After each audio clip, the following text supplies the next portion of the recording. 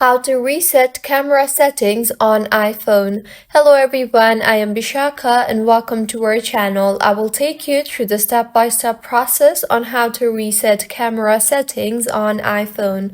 Now let's get right into the tutorial. Firstly, go ahead and launch the settings application on your device and scroll down and tap on the camera option. Here, go ahead and tap on the preserve settings option.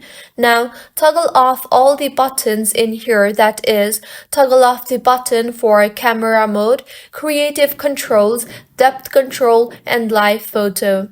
Go back and make sure the toggle button for Smart HDR is toggled on. If not, then go ahead and toggle on the button for Smart HDR.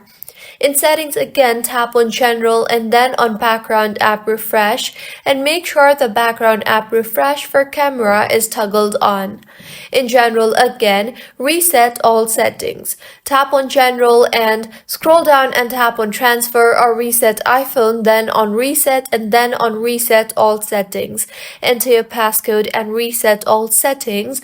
Doing this will reset all settings. Nevertheless, none of your data or media will be deleted.